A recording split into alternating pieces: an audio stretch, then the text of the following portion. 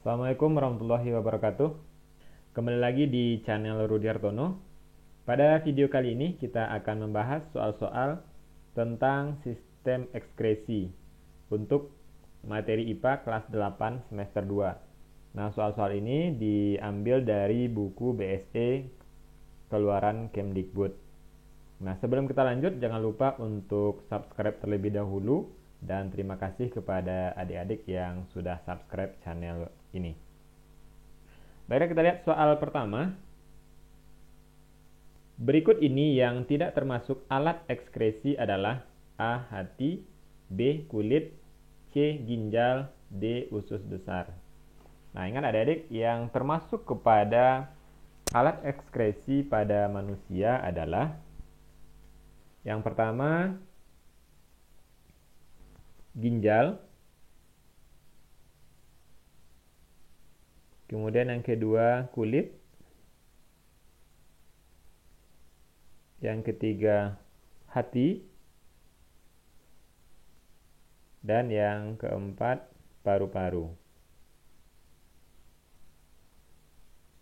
Nah, maka dari pilihan jawaban yang ada ini, yang bukan atau yang tidak termasuk adalah usus besar. Pernyataan berikut ini yang tidak berhubungan dengan sistem pengeluaran manusia adalah A. Ginjal menghasilkan urin, B. Kulit menghasilkan keringat, C. Pankreas menghasilkan enzim amilase, D. Bagian kulit yang berperan sebagai alat ekskresi adalah kelenjar keringat. Nah, kita lihat pernyataan satu persatu. Untuk ginjal menghasilkan urin, ini berkaitan dengan sistem pengeluaran atau ekskresi ya.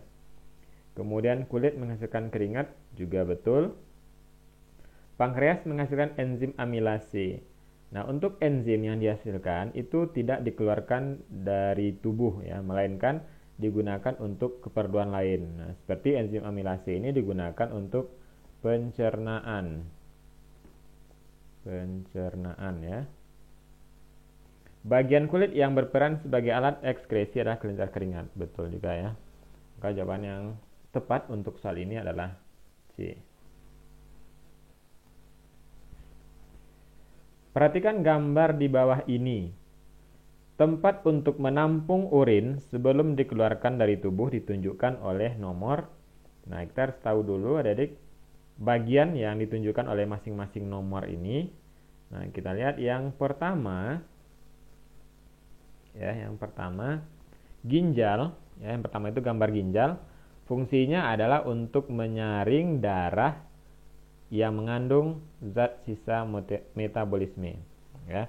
Itu fungsi dari ginjal, untuk menyaring darah. Kemudian yang kedua itu adalah gambar ureter. Nah, ureter itu adalah saluran yang keluar dari ginjal. Kemudian yang ketiga, itulah yang disebut kantong kemih. Fungsinya tempat menampung urin sementara. Dan gambar nomor 4 adalah uretra yang berfungsi sebagai saluran urin keluar dari tubuh. Nah, sehingga jawaban untuk soal ini adalah C. Perhatikan gambar di bawah ini. Bagian yang berperan dalam proses pembentukan urin primer adalah untuk nomor 1 itu adalah gambar badan Malpighi. Nah, badan Malpighi itu adalah bagian dari nefron. Ini semuanya bagian nefron ya. Bagian dari nefron yang tersusun atas kapsula Bowman dan glomerulus, yaitu tempat terjadinya filtrasi. Nah, dihasilkan di sana adalah urin primer. Oke, benar ya. Kemudian gambar nomor 2 itu adalah arteriole dari glomerulus. Fungsinya adalah membawa darah ke glomerulus. Kemudian yang ketiga, lengkung Henle. Fungsinya adalah salah satu tempat terjadinya reabsorpsi. Nah, reabsorpsi ini dihasilkan nanti urin sekunder. Kemudian gambar nomor 4 adalah tubulus collectivus. Fungsinya menampung urin dari nefron untuk mengantarkannya nanti ke pelvis renalis. Jadi jawabannya adalah A. Sisa penyaringan pada proses filtrasi menghasilkan urin yang masih mengandung zat yang berguna bagi tubuh.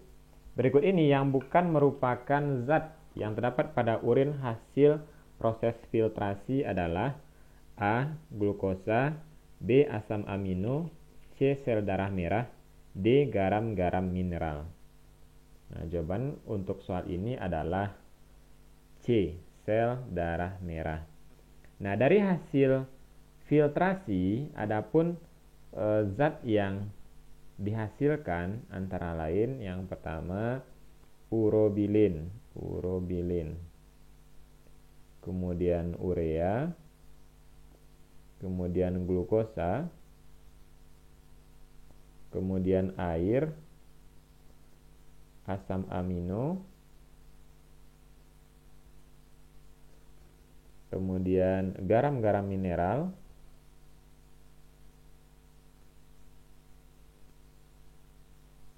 dan ion-ion. Sisa metabolisme yang dikeluarkan melalui paru-paru adalah A. Urea dan uap air, B. Garam dapur dan air, C. Asam amino dan amonia, D. Karbon dioksida dan uap air. Nah, yang manakah jawabannya adik-adik? Ya, jawabannya adalah D. Jadi, sisa metabolisme yang dikeluarkan paru-paru adalah karbon dioksida dan uap air.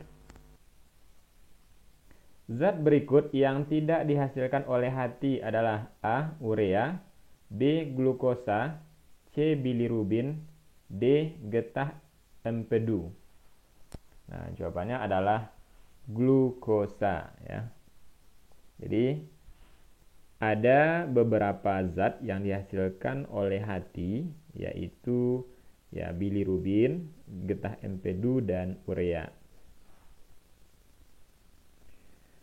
Kulit berfungsi sebagai alat ekskresi karena A. melindungi tubuh dari kuman, B. mempunyai kelenjar keringat, C. mempunyai ujung saraf reseptor, D. melindungi tubuh dari cahaya matahari. Nah, pernyataan ini adalah fungsi kulit sebagai alat ekskresi atau alat pengeluaran sisa metabolisme ya. Nah, kenapa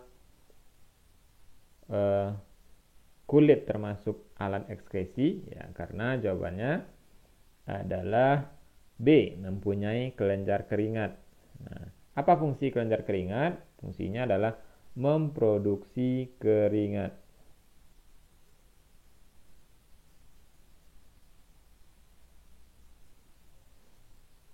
Nah, di jawabannya B.